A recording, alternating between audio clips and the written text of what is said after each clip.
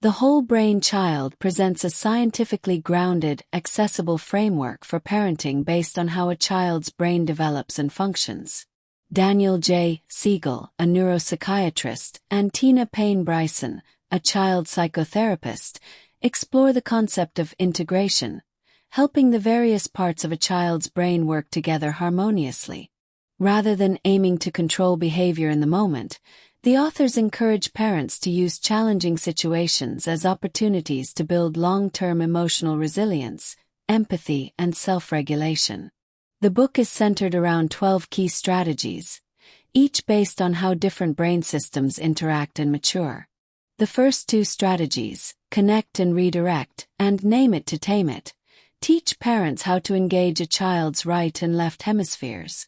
When a child is emotionally overwhelmed, governed by their right brain's chaos, parents must first connect emotionally, then engage the left brain's logic to process the experience.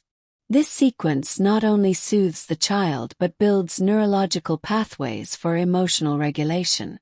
By encouraging storytelling about difficult experiences, parents also strengthen their child's autobiographical memory and make sense of emotional events.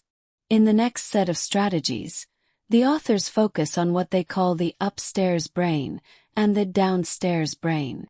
The downstairs brain, primitive and survival-oriented, manages instinct and reaction, while the upstairs brain handles reasoning, empathy, and planning. Strategies like engage, don't enrage, and use it or lose it emphasize helping children exercise and develop their upstairs brain, even in moments of defiance or meltdown. Rather than triggering a fight-or-flight response, parents are urged to engage their child's developing reasoning skills to encourage self-control and empathy. Move it or lose it highlights the role of the body in calming emotional chaos, demonstrating that physical movement can help reintegrate emotional and rational states. Strategies 6 and 7 delve into memory and how past experiences can affect a child's present behavior. Use the remote of the mind encourages replaying difficult memories in a safe context so children can process and desensitize them, while remember to remember promotes daily reflection, helping children develop a stronger autobiographical self and a sense of narrative continuity. These strategies help avoid the risk of emotional disconnection or unconscious trauma by gently confronting rather than repressing past pain. Strategies 8 through 10 examine self-awareness and inner life. Let the clouds of emotion roll by teaches children to see feelings as temporary rather than defining, cultivating detachment and mindfulness. Sift, sensations, images, feelings, thoughts, helps children explore their internal landscape, teaching them to identify and observe the elements of their inner experience. Exercise Mindsight uses the metaphor of a wheel of awareness to help children observe their thoughts without being consumed by them, offering a powerful tool for emotional regulation and metacognition. The final two strategies turn outward, helping integrate a child's sense of self with their social world. Increase the family fun factor encourages shared joy and connection, emphasizing that nurturing relationships are the soil in which brain integration grows.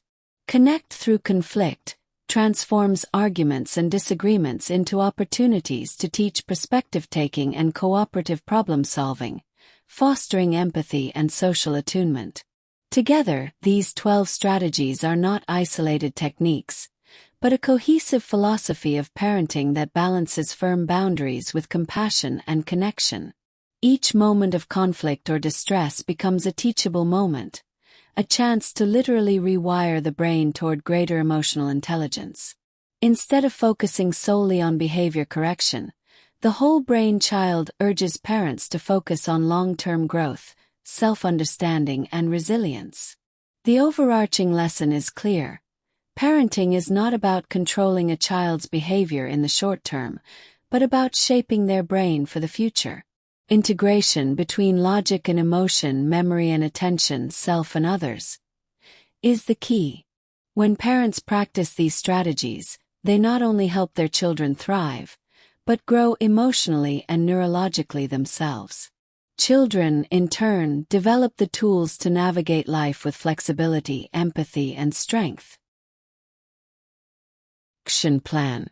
This plan transforms the book's 12 strategies into practical, recurring actions parents and caregivers can implement daily, weekly, and in emotionally charged moments. It is structured around core developmental goals: integration of emotion and logic, development of memory and self-awareness, and cultivation of relational intelligence. 1. Daily emotional regulation and brain integration routines. Morning mind check-in, 5 to 10 minutes. Begin the day with a light emotional check-in. Ask your child how they slept, how they're feeling, and what they're looking forward to or worried about. Goal: build awareness of left-right brain connection. Start the day with emotional grounding. Move the body to support the mind. Integrate short physical movement breaks throughout the day: dancing, running, stretching, or animal walks. Use movement to transition out of tantrums or rigid moods. Goal: use the body to regulate emotional states and reconnect the upstairs-downstairs brain. Name emotions as they arise. When your child is upset, calmly reflect what they seem to be feeling. "You're really frustrated," or "That scared you, didn't it?" Goal: activate left brain narrative processing and help tame the right brain flood. 2. Weekly practices for deep integration. Storytelling ritual 1-2x per week. Ask your child to tell stories about their week, particularly emotional highs and lows. Guide them to give structure to the memory. What happened first, next, and how it ended. Goal: build narrative memory, left-right integration, and normalize discussing emotions. SIFT check-ins. Prompt your child to reflect on their internal world: sensations, images, feelings, and thoughts. For young children, this can be through drawing or simple open-ended questions. Goal: cultivate introspection and mindfulness. Prevent behavioral spillover from unprocessed emotions. Wheel of awareness time once a week. Use Siegel's hub and spokes model.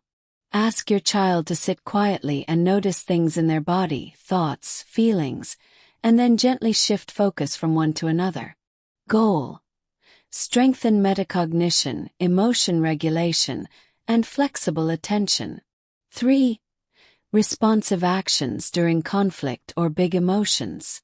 Connect, then redirect. When your child is overwhelmed, pause disciplinary or corrective action. Validate their emotional state first: "That really upset you," then guide them with clear boundaries or solutions.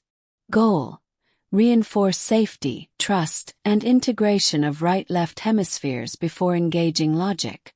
Use the mind remote tool. During or after emotional events, help your child rewind and replay the memory. Ask them to recall what happened, how they felt, and what they think now. Goal: create cognitive space between emotion and memory. Reduce trauma imprinting. Invite cooperative resolution. In moments of sibling rivalry or peer conflict, move from punitive separation to teaching reflective negotiation. "How do you think they felt when that happened?" Or "What's a fair way to move forward?" Goal: exercise upstairs brain functions: empathy, problem-solving, and impulse control.